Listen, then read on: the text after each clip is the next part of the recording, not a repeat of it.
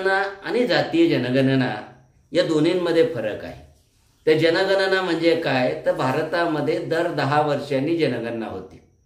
जनगणना होणे म्हणजे काय, तर जनगणना याचा अर्थ होतो की देशामध्ये जी व्यक्ती आहेत त्या व्यक्तींची मोजणी करणं, याला आपण जनगणना असं म्हणतो।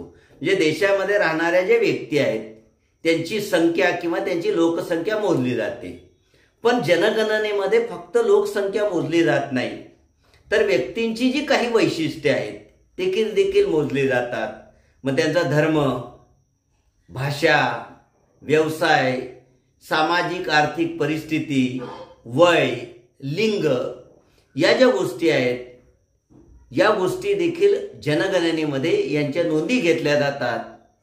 आणि जातीय जनगणना म्हणजे काय, तर जनगणनेमध्ये भारतामध्ये स्वातंत्र्यानंतर ज्या जनगणना सुरू झाल्या आहेत त्याच्यामध्ये बाकी सर्व गोष्टी मोजल्या जायच्या, पण जातीनुसार जनगणना केली जायची नाही। ब्रिटिश काळामध्ये केली जायची, परंतु स्वातंत्र्यानंतर हे बंद करण्यात आलं।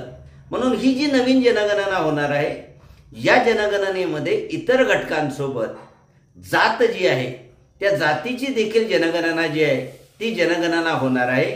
कारण गेल्या 10-12 वर्षापासून भारतामध्ये जातीच्या आधारावर जनगणना व्हावी अशी मागणी मोठ्या प्रमाणावर विरोधकांनी सुरू केली। कारण भारत जोडो यात्रेच्या निमित्ताने राहुल गांधी यांनी ठिकठिकाणी किंवा राज्यांच्या विधानसभा निवडणुका असेल, लोकसभेची निवडणुका असेल, या वेगवेगळ्या निवडणुकांमध्ये काँग्रेस पक्षाने किंवा विरोधी पक्षातल्या नेत्यांनी जातीच्या आधारावर जनगणना व्हावी ही जी मागणी आहे ही मागणी लावून धरली। परंतु या मागणीकडे केंद्र सरकारने आजपर्यंत दुर्लक्ष केलं। पण अचानकच जातीय जनगणना जी आहे त्या जातीय जनगणनेच्या मागणीला केंद्र सरकारने मान्यता दिली।